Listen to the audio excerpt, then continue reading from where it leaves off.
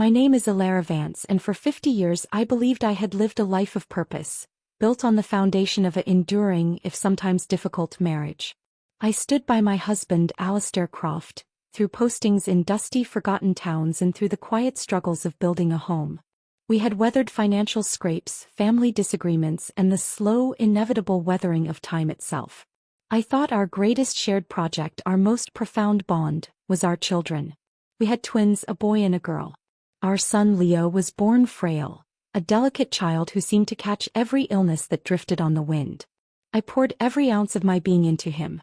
While other mothers were enjoying their children's milestones, I was navigating a labyrinth of doctor's appointments, specialist consultations and late-night vigils by his bed, listening to his ragged breathing. My medical training as a nurse became solely his domain. In my singular focus on keeping Leo alive, I know I unintentionally neglected our daughter Iris. She was the healthy one, the strong one, and in the cruel economy of a worried mother's attention she received the leftovers. It is a guilt I have carried like a stone in my pocket for decades. Now that stone feels like a mountain crushing me into this sterile hospital bed. The beeping of the monitor is a monotonous drum counting down the seconds. My body, once capable and strong, is a traitorous shell. The doctor's words hang in the air, crisp and clear amidst the fog of my pain. Her condition is critical. We need to operate immediately. The surgery presents a significant risk, but it's her best chance. Without it, he left the sentence unfinished, but his meaning was etched on his kind, tired face. Without it, I die. With it, I have a fighting chance. A good chance. As a medical professional, I knew the statistics. I could have another 10 years. 10 years to make it up to Iris. 10 years to see my children truly flourish. 10 years to grow old with Alistair. My lips are parched, my throat a desert. I can't form words, but I turn my head, my eyes searching for my husband of half a century. I pour every shred of hope, every silent plea into that look. Choose me. Choose my life. Fight for me. Alistair stands by the window, his face a mask of conflicted emotion. He runs a hand through his still thick, though now silver hair. He is hesitating. Why is he hesitating over tens of thousands of dollars? We have the money. We've always been careful, and my own career ensured we were comfortable. The door swings open, breaking the tense silence. It's my cousin Diana, and she has Leo with her. My boy. His face is pale and drawn, etched with a sorrow that cracks my fragile heart. A wave of maternal love surges through me, so potent it momentarily eclipses the pain. Here. He'll convince his father. But Leo doesn't look at me. He turns his sorrowful gaze to the doctor. His voice, when he speaks, is quiet but firm, and it doesn't waver. It is a rehearsed line delivered with devastating finality. We've decided to stop treatment, he says. We don't want Mom to suffer anymore. The air is sucked from the room. The doctor, recognizing a family decision that overrides medical advice, simply sighs a helpless, professional sigh and leaves the room. I am alone with them. My family. The son I devoted my life to. The son I carried on my back through rain and snow to emergency rooms. The son for whom I gave up promotions, friendships, and moments with my daughter. He looked at a price tag and found my life too expensive. The betrayal is so absolute, so annihilating that I cannot even cry. I can only stare, my hope shattering into a million icy shards in my chest. Then Diana approaches me. She leans down, her perfume, a scent I always found overly sweet, filling my nostrils. She puts her lips so close to my ear I can feel the warmth of her breath. It is not a gesture of comfort. It is an execution. Ilara, she whispers, her voice a venomous secret. To thank you for everything, I'll tell you a secret before you die. Leo is actually my son. The world stops. The beeping monitor fades into a distant echo. Back then, she continues, her tone dripping with malicious gratitude, you only gave birth to a daughter. But you'd always wanted the perfect set, a boy and a girl. Alistair lied to you. He told you had twins. Who would have thought you'd be so devoted to that sickly child, pouring everything into his illnesses? I'm telling you this out of gratitude. So you can die with clarity. Strictly speaking, my son is actually 3 days older than your daughter.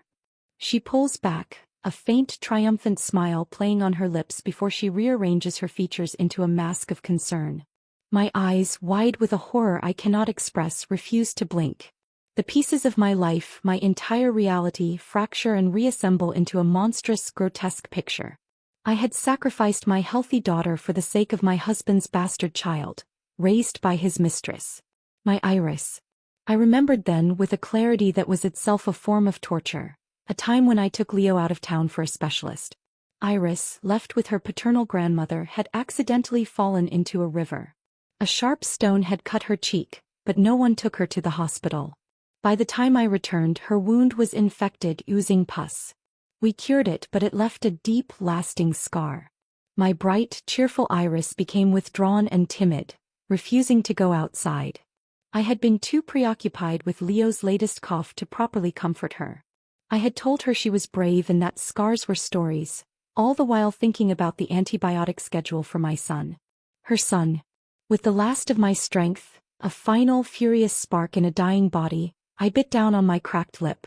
The metallic taste of my own blood flooded my mouth. I used the sharp, clean pain to etch this moment, this hatred, this profound betrayal into the very core of my soul. I made a promise to myself, to the universe, to whatever power had let this happen. If I ever have another life, I will never make these mistakes again. I will never marry that man. The darkness at the edges of my vision surged forward, claiming me. The last thing I knew was the taste of blood and the sound of Diana's receding footsteps. I expected nothingness. I expected an end to the pain, the humiliation, the seismic betrayal that had shattered my world. Instead, I was met with a familiar, forgotten sensation, the crisp, sun-warmed cotton of my old childhood bedsheet against my cheek. The scent of lavender polish and my mother's rose perfume filled the air. My eyes flew open. Sunlight, bright and optimistic, streamed through the window, illuminating dancing dust motes. I was lying in my old bedroom, the whitewashed walls adorned with faded posters of bands I hadn't thought about in decades. My body felt light, strong. The deep, cancerous ache that had been my constant companion was gone. I pushed myself up, my hands young and smooth, and stumbled to the vanity mirror. Staring back at me was not Alara Vance, the dying woman of 50, but Alara Sewell, the vibrant young woman of 22. My face was unlined, my hair a thick, dark mane without a thread of silver. I pinched the skin on my arm hard. It hurt. This was no dream. This was a reset. The sound of cheerful voices and bustling movement drifted up from downstairs. I walked to the window and looked down into the family courtyard. It was full of people, neighbors and relatives, laughing and tying bright red ribbons around furniture, pots and bundles of fabric. My dowry. And then I remembered the date. The memory slammed into me with the force of a physical blow. This was 3 days before my wedding to Alistair Croft. In our local custom, the dowry was sent 3 days before the wedding, but the groom had to come personally to escort it, a tradition called the welcoming of fortune. And just like in my previous life, Alistair hadn't shown up. Diana's deathbed whisper echoed in my mind. My son is actually 3 days older than your daughter. The day after I married Alistair, he had returned to his military base. A month later, I discovered I was pregnant. The math, which I had never questioned, now seemed grotesquely obvious. It meant that on this very day in my past life, he wasn't busy with some urgent military duty. He was with Diana. He was conceiving the child I would spend my life slaving for. The thought turned my stomach. I leaned against the window frame, taking deep breaths to steady the furious, joyous, terrifying storm inside me. I had been given a chance to rewrite everything. I watched as the cart, loaded high with the evidence of my family's love and sacrifice, was prepared to be sent to a man who deserved none of it. The 3 spinning wheels, the full set of 72-legged furniture, all paid for by my uncles who believed they were setting their niece up for a happy future. They had no idea they were funding my prison. I couldn't let it happen. Not again. I dressed quickly, my fingers fumbling with the buttons on my simple blouse. I flew down the stairs, my heart hammering against my ribs. As I burst into the courtyard, the lively chatter died down. All eyes turned to me. "Wait!" I shouted, my voice clear and strong, cutting through the air. "Stop everything." The cart driver pulled on the reins. My father, a kind-faced man with worry permanently etched around his eyes, stepped forward. "Alara? What is it, darling? The timing is crucial." I took a deep breath, my gaze sweeping over the assembled crowd of friends and family. Since Alistair Croft didn't even have the time or respect to come escort the dowry himself, then there's no need to send it, I announced. I'm not going to marry him. A stunned silence fell over the courtyard. Then a wave of gasps and murmurs rippled through the crowd. In our community, calling off a wedding was a seismic event, a scandal that would be dissected for years. My father's face paled. Alara. The banquet is prepared. The guests are invited. Marriage isn't child's play. Before I could answer, my mother Clara smacked his arm gently. And a groom who can't be bothered to show up for tradition is? She said, her voice sharp. What could possibly be so important? Forget it. If my daughter says she's not getting married, then she's not getting married. Her immediate, fierce support brought hot tears to my eyes. In my last life, I'd been so consumed with Leo's illnesses that I'd never had time to care for my aging parents. My mother had even dipped into her meager savings to help with his medical bills. I had been on a train, rushing back from a hospital in the capital for someone else's child when she passed away. I never got to say goodbye. I crossed the courtyard and held her tightly, my voice choked with an emotion she couldn't possibly understand. Mom, I'm so sorry. She stroked my back, confused but unwavering. Silly girl. You've got nothing to apologize for. As long as you've thought it through, that's all that matters. But not everyone was supportive. My grandmother, a woman who had always favored my uncle's family, scowled. You've been engaged for years. Calling it off now makes you a second-hand bride. Who would want you? You're not nearly as sensible as Diana. The comparison to Diana made my blood run cold. I was about to retort when I saw him. Standing at the edge of the crowd, drawn by the commotion, was a man I knew all too well from my other life. Kaylin Reed. In my previous timeline after my engagement, Kaylin had been pressured into marrying the village chief's daughter, a spiteful woman named Beatrice. His family, former landowners, were harshly discriminated against. He'd married her to protect his younger siblings, to ensure they could go to school. It was a miserable marriage. I remembered him as a kind, handsome man forever shadowed by sadness, once pulling my daughter Iris from a river and being publicly cursed by his wife for his trouble. An idea both insane and brilliant formed in my mind. I looked at my furious grandmother, my conflicted father, and the gossiping crowd. I needed to change the narrative. No. I walked straight through the crowd which parted for me. I stopped in front of Kaylin Reed, who looked completely stunned by the day's events. Kaylin Reed, I said, my voice carrying in the sudden quiet. Would you be willing to marry me? The silence in the courtyard was absolute. You could have heard a pin drop. It was as if I had truly shocked the entire world into stillness. The silence that followed my question was so profound I could hear the rustle of leaves in the distant trees. Every face in the courtyard was frozen in a mask of pure, unadulterated shock. My mother's hand flew to her mouth. My father looked like he might faint. My grandmother's jaw was practically on the cobblestones. Kaylin Reed just stared at me, his deep-set eyes wide with disbelief. He was a quiet man, often overlooked due to his family's unfortunate status, but I saw the sharp intelligence in his gaze, the strength in his still frame. He looked like he thought he was hallucinating. I stood my ground, my heart pounding a wild, hopeful rhythm against my ribs. This was the pivot point.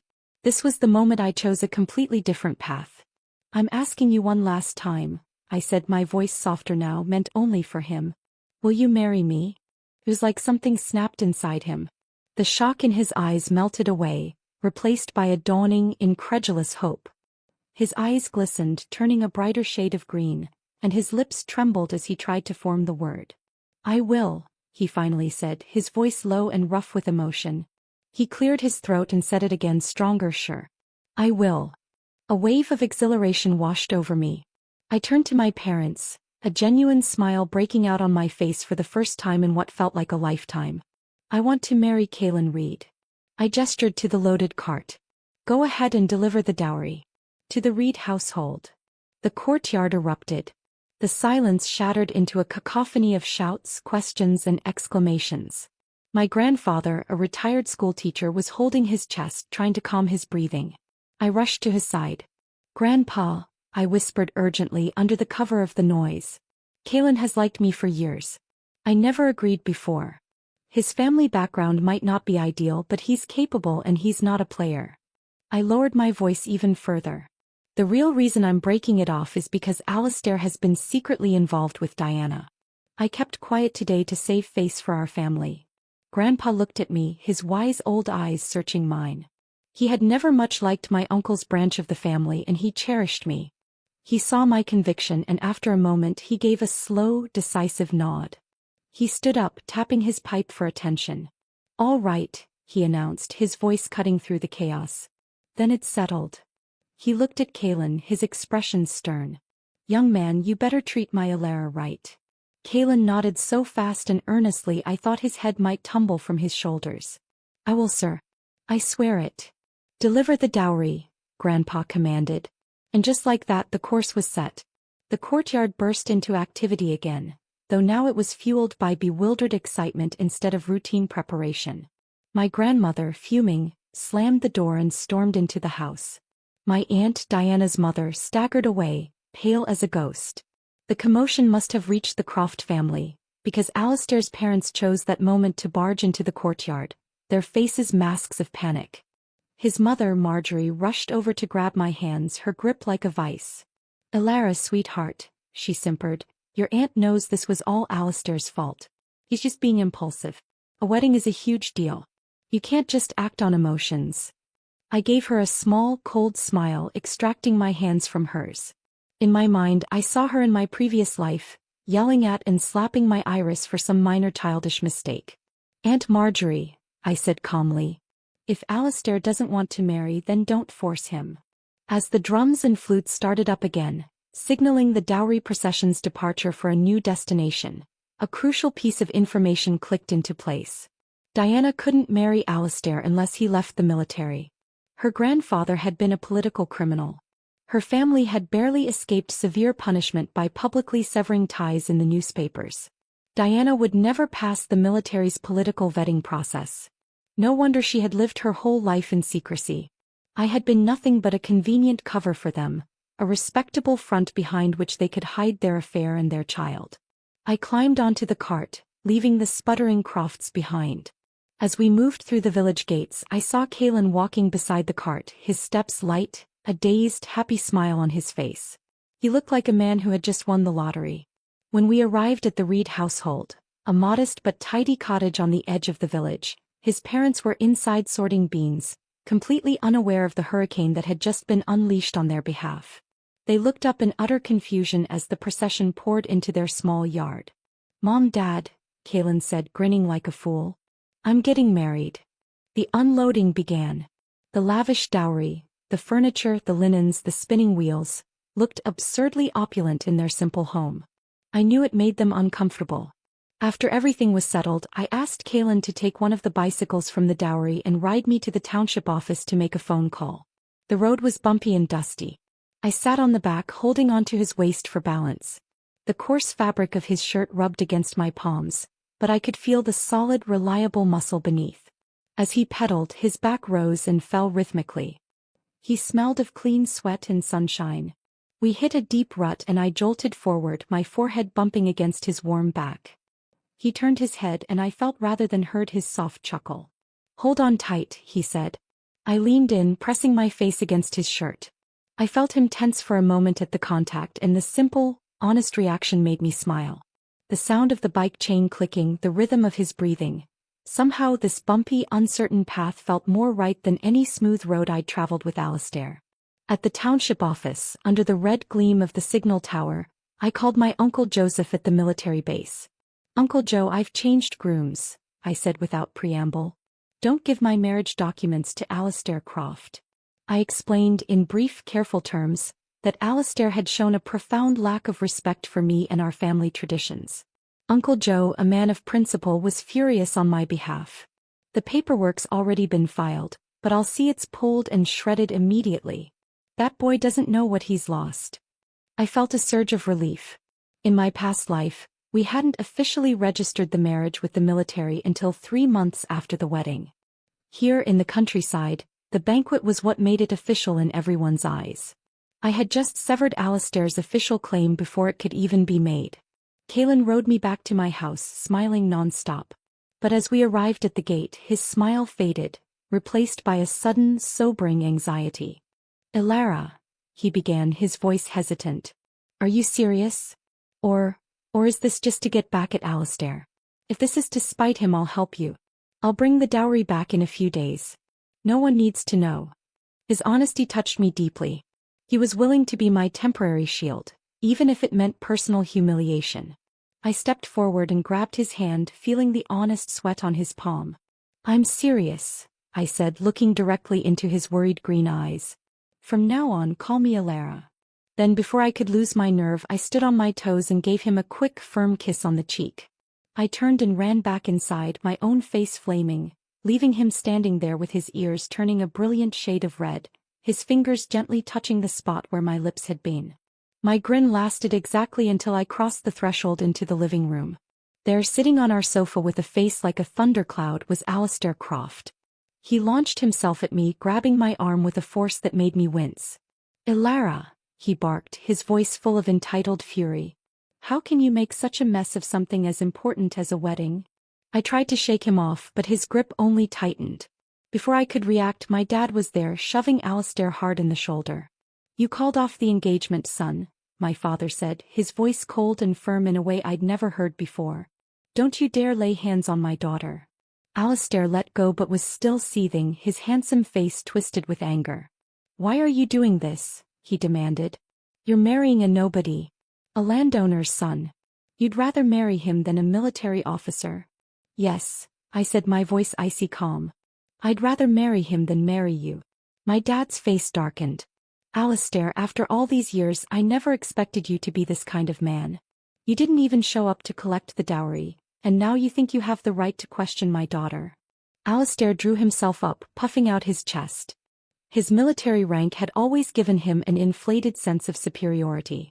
I had an urgent matter to deal with today, he tried to explain. Oh really? I snapped, all pretense of civility gone. What urgent matter could you possibly have been dealing with at my uncle's house? Contributing to the continuation of the human race. His face turned ghostly pale. How can you say such things? But his panicked eyes, darting around the room unable to meet mine, confirmed everything for my father. Dad scoffed in disgust. Tomorrow I'll ask the matchmaker to return your bride price. After that our families won't have any ties. Let's never see each other again. For the first time, Alistair looked truly panicked. He had assumed that after chasing him for 4 years, I was so besotted I could never actually leave him. Alara, it's not what you think, he pleaded, his tone shifting from anger to desperation. Please, let me explain. Go ahead, I said coldly, crossing my arms. Tell me what exactly you were doing at my uncle's house today. What was so important over there that you couldn't fulfill your duty to me? He opened his mouth, no doubt to lie and say he hadn't been there, but the sheer conviction in my voice made him hesitate. He knew I knew. He stood there, speechless and defeated, as my brother firmly escorted him out and pushed him through the gate into the darkening street. The door closed behind him. The sound echoed in the quiet house. It was over. The first battle was won. The morning after the world turned upside down, I woke up early. For a moment, lying in my sun-drenched childhood bed, I felt disoriented, the memories of my past life and my new reality overlapping. The joy of my rebirth was still fresh, a fragile, precious thing I held close. The sound of a loud, cheerful knock on the front door shattered the morning peace, followed by the buzz of excited voices. I pulled on a robe and hurried to the window. A crowd was gathered outside our gate. And in the middle of it all was Kalen Reed, looking both terrified and exhilarated. Behind him, 4 men were carrying 2 large, handsome red chests. Well, well, one of the neighborhood women cackled loudly. Now that's a proper son-in-law. He's here with the betrothal gifts. I rushed downstairs and opened the gate. The 2 red chests were carried into the courtyard amid cheers and curious stares. My parents and brother followed me out, their expressions a mix of confusion and budding hope. Open them. Let's see what's inside, someone shouted from the crowd. Yeah, open them. Let's compare what Kalen brought to what Alistair gave. We'll see who's more sincere. I knew Kalen's family's history. They'd been stripped of their wealth and status during the land reforms. They probably didn't have anything of great material value to show off, and even if they did, flaunting it would be unwise. I quickly stepped forward. Who opens betrothal gifts for public inspection like that? I said, injecting a note of playful scandal into my voice. I'm not stupid. This is for my eyes only. The crowd laughed, somewhat disappointed but accepting my reasoning. Eventually they dispersed, leaving the two chests sitting in our living room. Kalen handed me a small old key, his eyes shadowed with a hint of disappointment, as if he wished he could have given me a public spectacle. I leaned close to him. We can't open the boxes today, I whispered. My family is dividing the household. If people see what's inside, they'll start eyeing it. Your gift is for us, not for them. His eyes immediately brightened with understanding and relief. He hadn't disappointed me, he was protecting me. He nodded, a silent communication passing between us. After he left, my grandfather, true to his word, gave the order. He asked my Uncle David to fetch the village chief. The division of the Shin household was about to begin, and I knew it would be a war. My grandmother rushed out, undoubtedly on her way to fetch her favored son, my Uncle Micah. Everyone gathered in the main courtyard soon after. My parents, Uncle David and his wife, the village chief, and a horde of curious villagers. Uncle Micah arrived with his wife Judith and their daughter Diana, who shot me a look of pure, unadulterated hatred. Grandpa was the first to speak. We've decided to divide the household today. Sorry to trouble you, Chief, but we'd like your help to witness it. He turned to Micah. Micah, you moved out years ago after getting married. Today's division has nothing to do with you. Just stand aside and observe. My grandmother immediately erupted. Why shouldn't Micah be included? He's family. Everyone should get a share. You're just a biased stepfather, she shrieked at Grandpa, losing all control. Gasps rippled through the crowd. She had just publicly revealed the secret everyone knew but never spoke of. Uncle Micah was her son from a previous, unofficial union, not Grandpa's blood. One of the aunts couldn't stay quiet. Come on, Agnes. How many times does your son want to take from the Sewell family? He got his share already. You think he's entitled to a second round? The villagers' voices rose in agreement, burning with disapproval. He was fed and raised by this family and now he wants more? That's just shameless. Grandpa's face was grim with disappointment. Fine, he said coldly. If you want another share, return everything you got the first time and pay back the support we've given you over the years. But Grandma, true to form, dropped to the ground, slapping her thighs and howling in protest. The village chief had finally had enough. That's enough, Agnes. You gave birth to both of them. Stop being so blatantly biased. Grandma glared but finally got up, brushing dirt from her clothes. He hissed, fine. We won't split the stuff. But when Diana gets married, she won't have a dowry like Alara's. Leave Alara's wedding gifts for Diana. The absurdity of the demand took my breath away. My uncles pulled their money for my dowry. I shot back. Did you pay a cent? Let Diana's uncles do the same for her. My mother, usually so passive, trembled with rage. You shameless woman, she spat at Grandma. Grandma reached out to hit her, but Grandpa moved faster, smacking his pipe down on Grandma's hand. She shrieked in pain and burst into loud, theatrical sobs. Agnes, I never thought you'd stoop so low, Grandpa said, his voice trembling with a lifetime of suppressed anger. I'm not dividing anything anymore. I want a divorce. The word stunned everyone into silence. Even Grandma was shocked silent. Diana saw her advantage slipping away. Grandpa, she said, tears welling in her eyes. I'm your granddaughter too. Alara and I are sisters. You gave her such a big dowry. What about me? What will I do? Grandpa's beard trembled with fury. What does your marriage have to do with Alara's? Your maternal grandparents are gone. Was it my idea for your grandfather to be a traitor? It was a low blow, but it was the truth that defined Diana's life and limited her prospects. My father finally exploded too. Uncle Micah's wife, Judith, lowered her head in shame. Diana bit her lip, her eyes filled with a venomous hatred aimed directly at me. Clutching his chest, Grandpa turned to the village chief. I want to cut ties with Micah's family. From now on we're done. I want no part in their life, death, sickness or anything else. Let him take care of his own mother. I want to cut ties too, my father said firmly. And so do I, Uncle David added, stepping forward.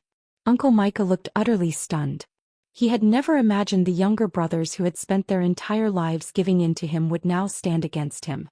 Grandma, ever the opportunist, wailed. Then I'll go live with David. He's my son too. Why should only Micah have to support me? Grandpa sneered. Micah's been married for over 20 years and hasn't handed over a single cent to this family. David and Arthur have supported us for just as long. If anyone deserves a break, it's them. Under the chief's mediation, the assets were divided. Grandpa gave Grandma a cash settlement instead of a room, and she was to go live with Micah. The same amount offset what Micah supposedly owed. The monthly stipend for the elders was set at a mere 5 yuan to be split between them. A pittance compared to what my father and uncle used to hand over. That very day she was packed up and sent to Micah's home. Her reign was over. That evening, alone in my room, I finally used the key Kaylin had given me. I opened the 2 red chests. What I saw inside made my jaw drop. I hadn't expected him to be this bold or to have this much. There was a pair of heavy, beautifully crafted gold bracelets. 2 thick, brand-new cotton quilts. 2 bolts of fine, colorful fabric. Elegant wristwatch. A modern radio. And nestled at the bottom, wrapped in silk, a pair of exquisite jade pendants carved into the shape of swallows. They were clearly ancient and valuable. And beneath it all, a bank deposit slip for the staggering sum of 2,000 yuan. I sat back on my heels, stunned. This was the difference between respect and neglect. Alistair's return dowry had been 2 thin quilts, a set of pillowcases, 2 towels, 2 ceramic basins, and a 50 yuan bride price. Kaylin had given me a fortune, risking everything to show me his worth. I discussed with Kaylin whether we could give Grandpa the radio. He agreed without a second's hesitation. It was a sharp contrast to my previous life, where the radio I'd wanted to give Grandpa had mysteriously vanished after Alistair refused to allow it. This time I placed it directly into Grandpa's hands. He tried to refuse. How can I accept your wedding gift? Take it back. I have 2, I lied smoothly. What would I do with both? And besides, electronics break if you don't use them.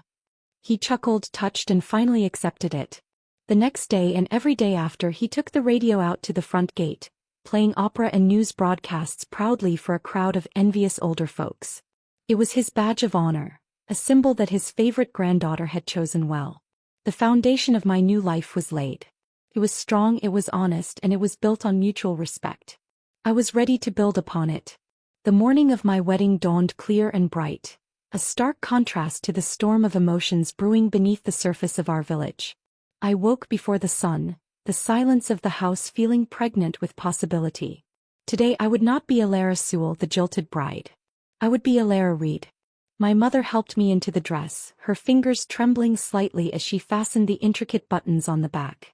It was a vibrant, eye-catching red, embroidered with golden phoenixes. It was not the simple, practical suit I'd worn for my rushed ceremony with Alistair in my past life. This was a statement. "You look beautiful, my darling," she whispered, her eyes glistening with tears that were a complex mix of joy, worry, and relief. I looked into the mirror, at a face untouched by the decades of hardship and betrayal I carried in my soul. The youthful glow, the unlined brow. It was a gift. A chance to do it all over. The resentment over raising another woman's child still simmered, a dark ember in my heart, but I refused to let it control me. Heaven had given me this reset not for revenge but for redemption. Good and evil would reap their own rewards in time. My purpose now was to live well, to care for my parents, and to cherish the honest man I was about to marry.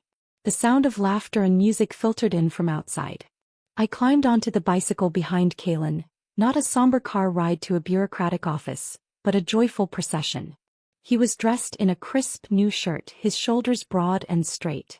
A pack of excited children followed behind us, whooping and cheering, their joy infectious. We rode once around the village, a public declaration of our new beginning. And then as we arrived at the Reed family's cottage, I saw him. Alistair Croft.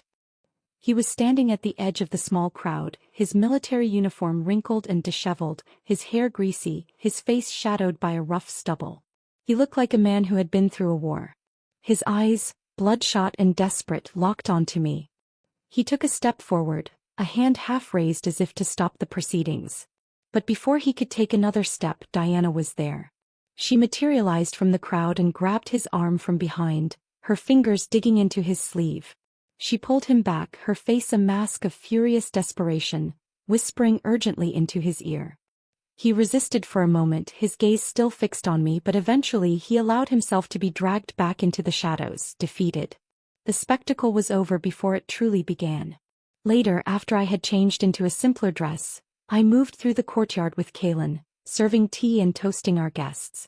The atmosphere was warm and genuine, a world away from the tense, formal affair my first wedding had been.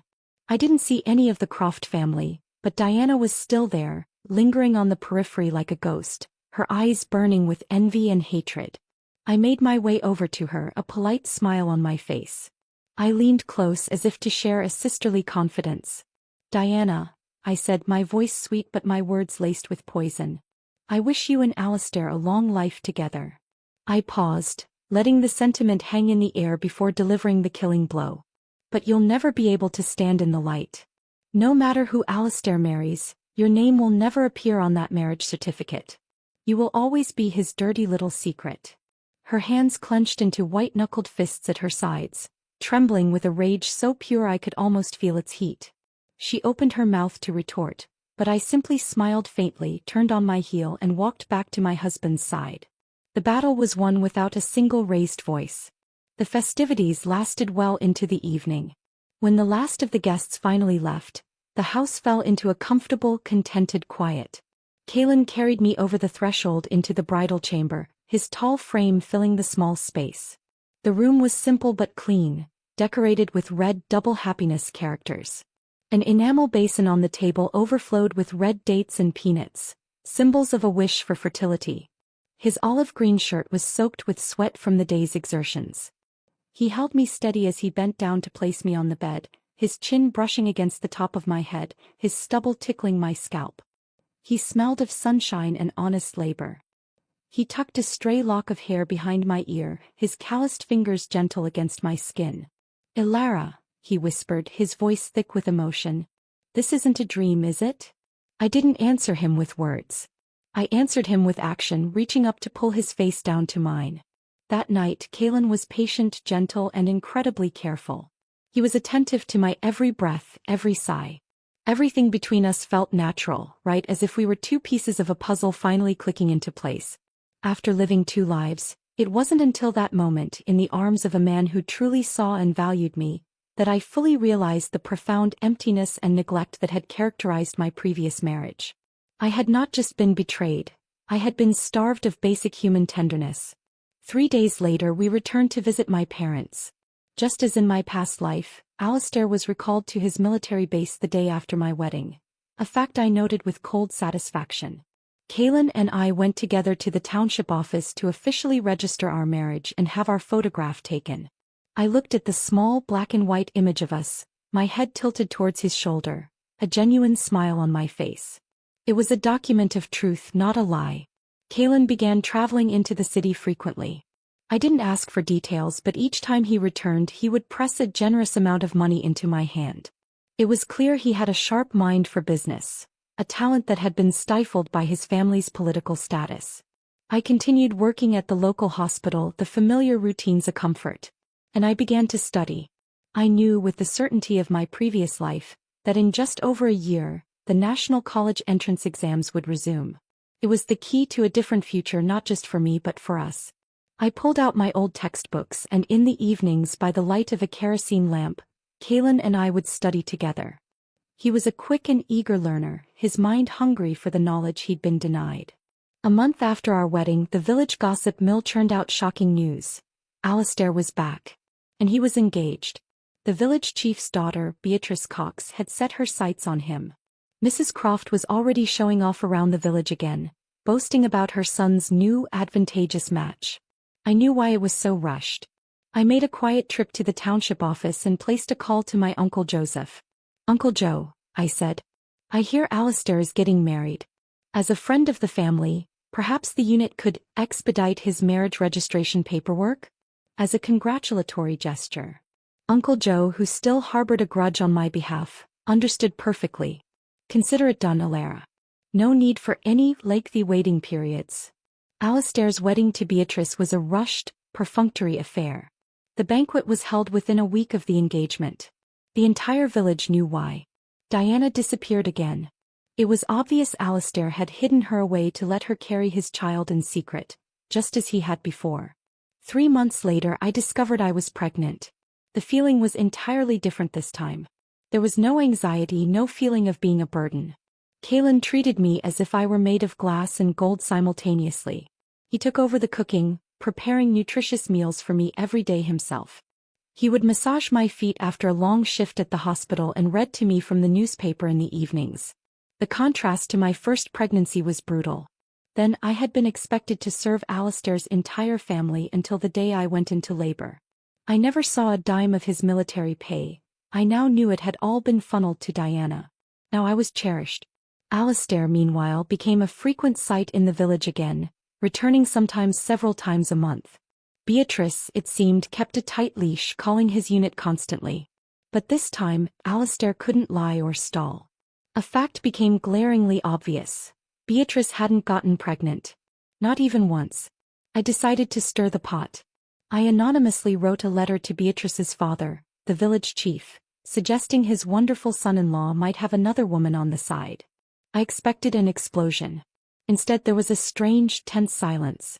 The chief investigated and he undoubtedly found out about Diana, but instead of confronting Alistair they did nothing. Beatrice stopped her nagging calls altogether. I couldn't understand their passive acceptance.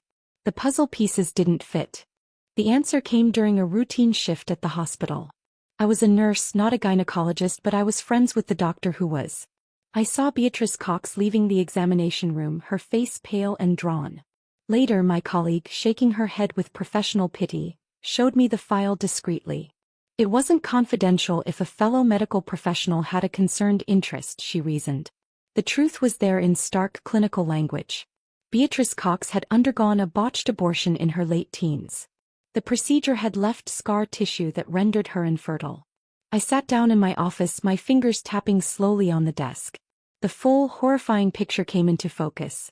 They weren't tolerating Alistair's infidelity. They were banking on it. They knew about Diana. They knew she was carrying his child.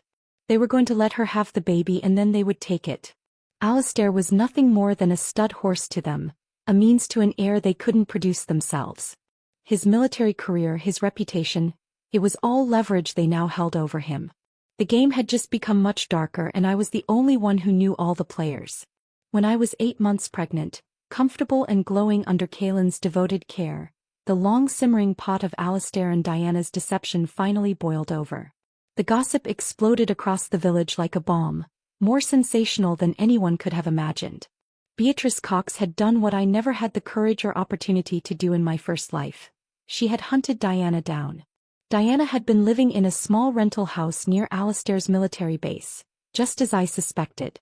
When her baby, a boy, was just 1 month old, Beatrice stormed the place with the force of a typhoon. She didn't go alone, she took her 4 hulking brothers. They dragged Diana from the house and Beatrice, in a masterstroke of calculated cruelty, snatched the swaddled infant from his cradle. With the baby in her arms and a weeping, hysterical Diana in tow, Beatrice marched straight to the gates of Alistair's military unit. She didn't scream or shout. She demanded to see the commanding officer and presented her case with icy, furious precision. He was the wronged wife. This was the mistress. This was the illegitimate child. She demanded an explanation for this breach of military conduct and morality. The result was catastrophic for Alistair. The army prized discipline and integrity above all else. A messy public scandal involving an illegitimate child was bad enough. But when the background checks dug deeper and discovered Diana's family history, that her grandfather had been a classified political criminal, it was the final nail in his coffin. It wasn't just a moral failure, it was a profound security risk.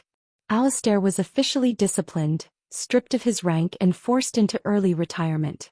There would be no prestigious job assignment, no pension, no honor. He was cast out with nothing but the clothes on his back and a permanent black mark on his record. He returned to the village a broken man, his pride and future in ashes. And right behind him came Diana, clutching her baby. With no money and no hope, she had no choice but to return to her parents' home. But her parents' home was no longer a refuge. Since the household division, my grandmother Agnes had been living with them, a bitter, demanding presence who had already drained their limited resources. Aunt Judith, Diana's mother, was faced with an impossible choice: her mother-in-law or her daughter and grandson. In the end, blood won out. But there was no room. In a move of stunning cruelty, Aunt Judith walled off a section of the pigsty with crude mud bricks, threw a ragged blanket over the straw, and told Grandma that was her new home. Her beloved son Micah did nothing to stop it. The woman who had devoted her life to favoring him now found herself living next to the animals, fed on leftover scraps when they remembered her. Most of the time she went hungry. Once, desperate, she sneaked back to our old house. She saw my grandfather lounging in a new knitted vest I had made him, sitting in a rocking chair I'd had delivered, happily listening to the radio I'd given him. The contrast between his comfortable retirement and her squalor was too much to bear. "Aren't I your birth mother?" she shrieked at my father and Uncle David, who were visiting. "Why don't you care about me?" Uncle David, usually a man of few words, stayed calm but firm. "Mom, you should remember how you treated us. When I was 6, I had to climb the mountain to collect firewood. And when I came back, I still had to wash clothes for my 11-year-old brother. You made your choices." She started to cry then, real tears of regret for the first time in her life. But it was far too late. My mother and Aunt Susan, their hearts hardened by years of her abuse, finally mustered the courage to firmly and permanently kick her off the property. She was sent back to the pigsty, to the son she had favored and the daughter-in-law who despised her. As for Alistair, his hell was of a different kind. He was trapped in a marriage with Beatrice, who now held all the power. Her family had ensured his ruin, and they reminded him of it daily. He was their prisoner. Beatrice kept him under tight control, and he couldn't get anywhere near Diana or his son. He had no money to send them, no way to help. Diana stayed at her parents' cramped house for half a year before her own brother's wife, tired of the extra mouths to feed and the constant drama, kicked her out. With literally nowhere else to go, Diana performed her last desperate act.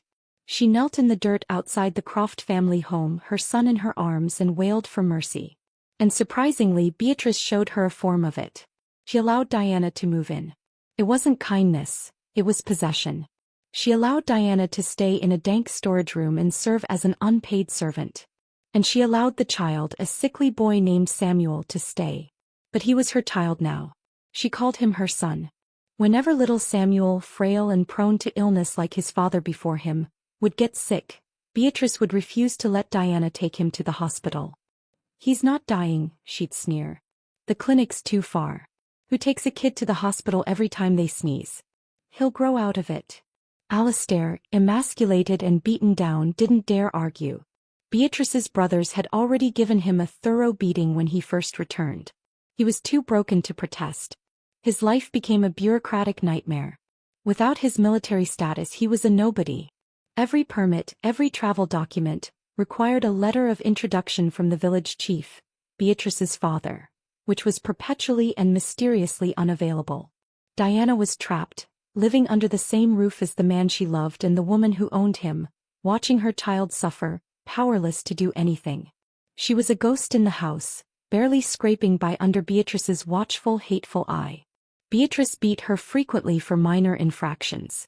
And if she was particularly angry, she wouldn't hesitate to hit the child too, to make Diana scream.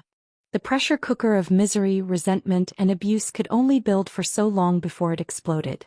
The explosion, when it came, was both shocking and inevitable. Diana finally snapped.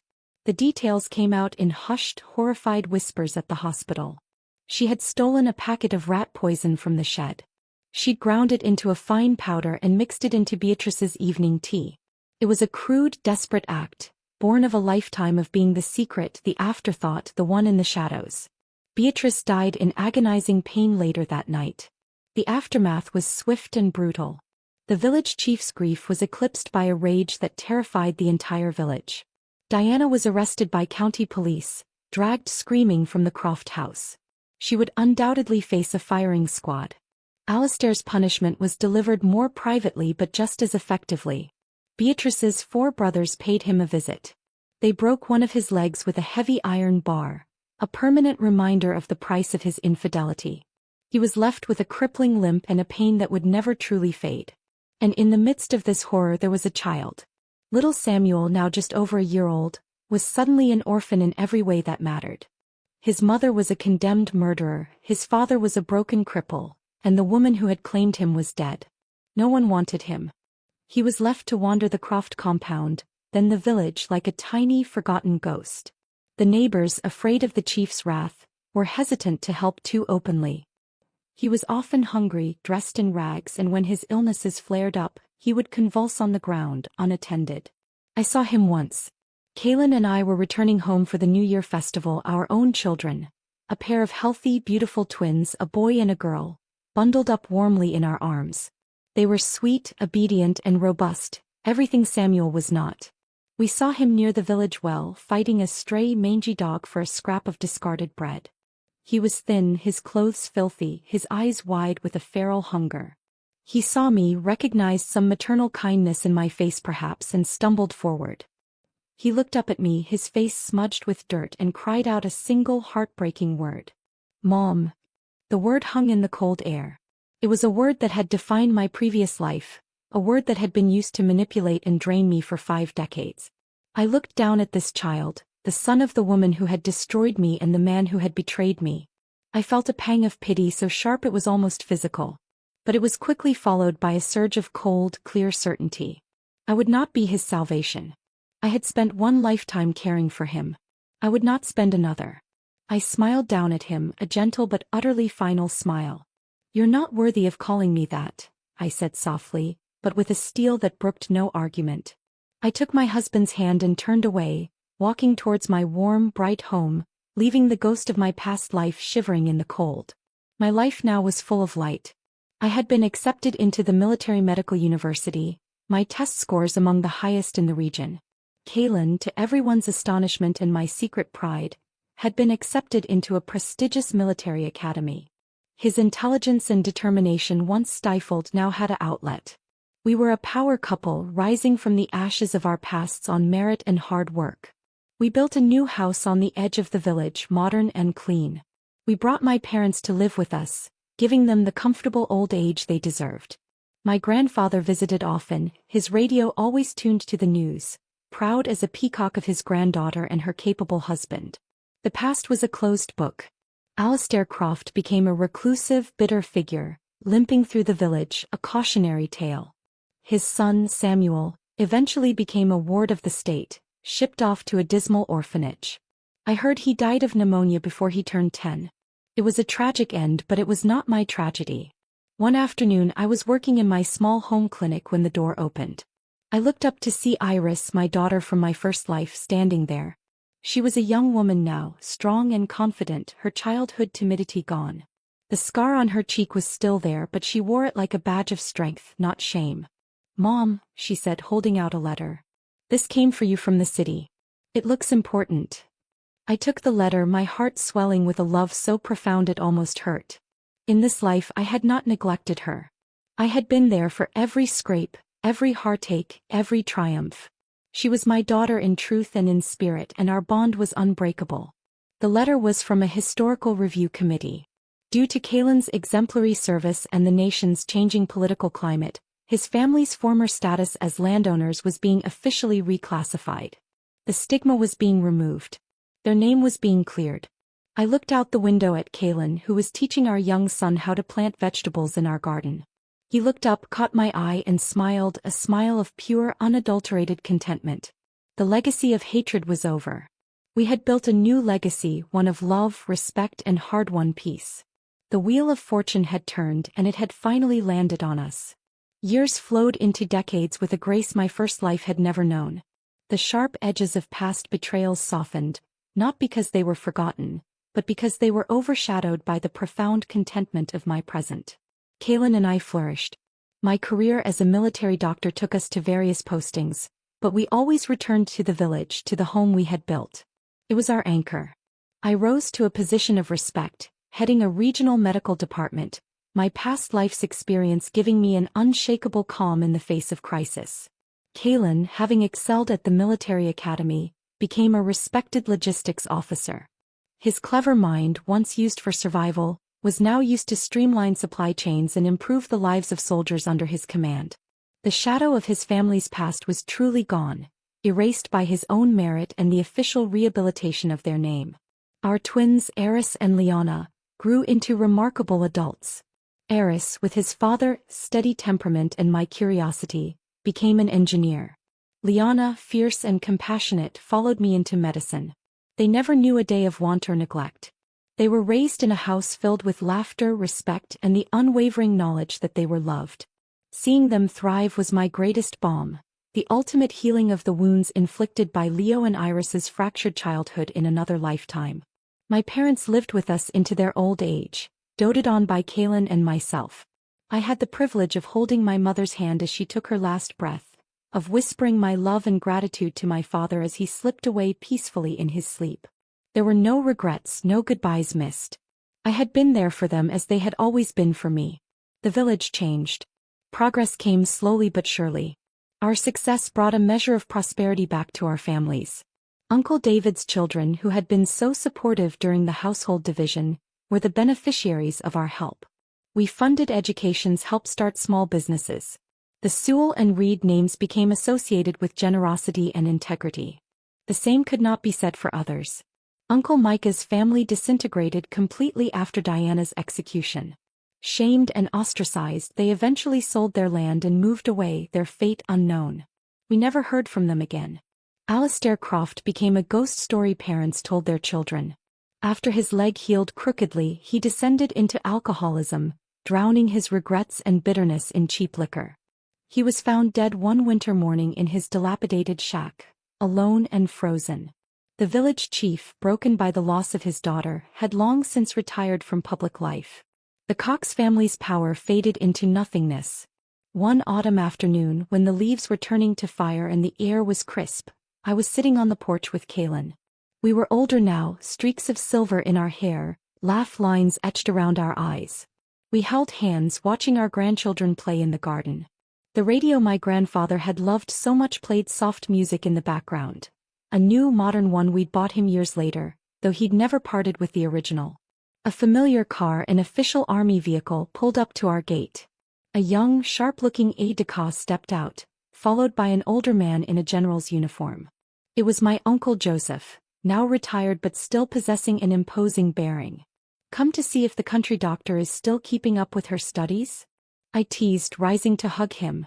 He chuckled, embracing me tightly. "I come to see my favorite niece and her husband," he said, clapping Kaylin on the shoulder. They had developed a deep mutual respect over the years. We sat and drank tea, talking of old times and new. Eventually, Uncle Joe's expression grew more somber. "I had some business at the records office in the city last week," he said. "Classifying some old files for storage. I came across something I thought you should know." He placed a thin, faded file on the table between us. I opened it. Inside were medical records from the military hospital, dated from the time of my first marriage to Alastair. There were memos, doctor's notes.